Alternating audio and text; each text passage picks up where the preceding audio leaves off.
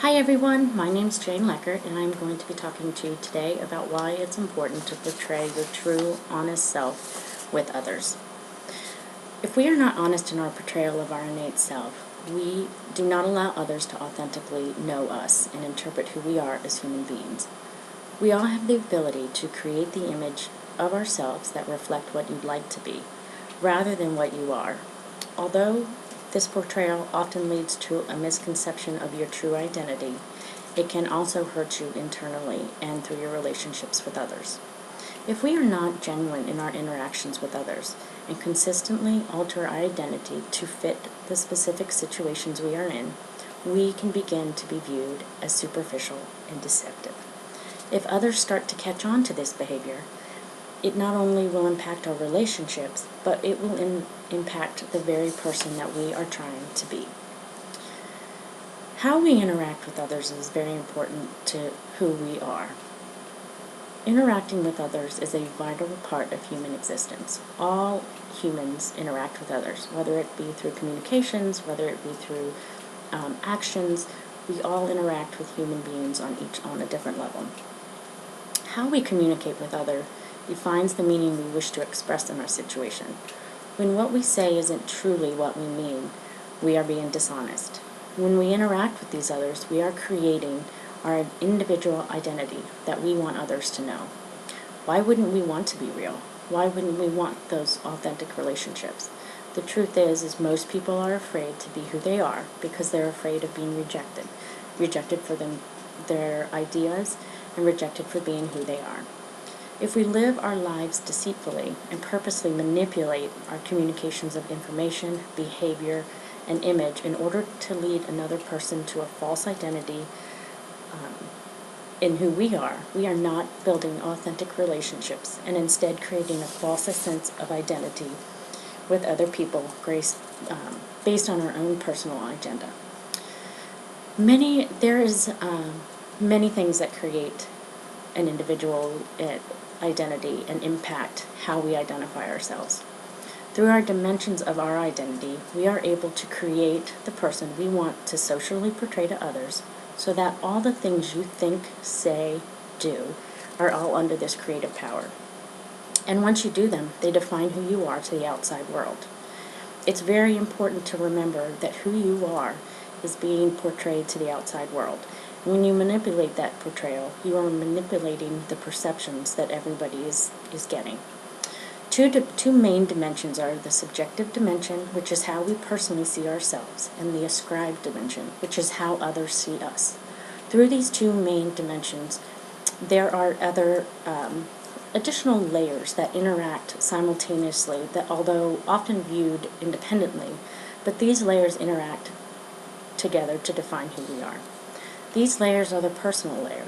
This layer is how we define ourselves, our own unique characteristics, and our own identity. The enactment layer is the identity.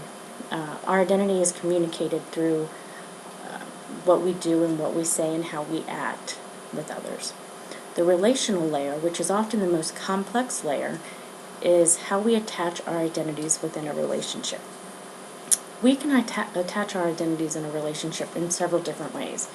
We can attach ourselves to how the group sees us. If a group that we're involved with thinks we're funny, we're often going to think we're funny. And if the group thinks we're boring, whether we initially believe that or not, we're going to begin to think we're boring. Individuals can define themselves through their relationships. One instance is if somebody were to ask what you are, or ask me, if I answer with, I'm a mom, I have an English degree, I am a homemaker, any other kind of profession or way to identify yourself within a relationship or group. And the last way individuals can identify themselves in relationships are actually when they define themselves as a unit. One of the first examples that came to mind when I was reading this was the Brangelina that the media has identified. This would, of course, be Brad Pitt and Angelina Jolie. Two separate, unique individuals, but because of their unit in relationships, they've been coined together for the phrase Brangelina. When we are with others and when we are building relationships, it is important that we be transparent in who we are. Sidney Girard, author of The Transparent Self, Disclosing Man to Himself and Healthy Personalities, believed that when we are an authentic being, we are being oneself honestly in relationship with his fellows. When we are transparent in our identities with others, we have a greater impact on the relationships that we have. We allow people to see us for who we truly are and the way we think and express ourselves. When we are honest, we are able to create an open exchange for communication. We are real, we are honest, and not afraid for others to see and know the real us. It's only then that we can truly begin to build true, real relationships. Everybody knows there's always a way to get what you want, whether it be in a communication, a situation, relationship. Just as adolescents, we learn how to behave in order to get something we want. We learn the behavior necessary to push somebody to give us a response, preferably the response that we want. As we grow older, though, we begin to learn that this is a manipulative way to get what we want. If we allow ourselves to continually deceive others through our manipulation of our identity over time, we could manifest ourselves into believing we are the very person to whom we are portraying ourselves to others, even if it's not the real us. If we act out in our ways often enough in front of others and get enough, whether it be approval or disapproval, we begin to truly identify with the person that we've created. And this can cause a problem when people have deceptive motives, but yet think that they're honest and open and doing the best will of others. If others see them as this honest, open, nice person, but their true identity has a different agenda, this can become a problem in relationships, especially when other people begin to figure that out. One thing we can do in order to have a real relationship is learn to accept ourselves.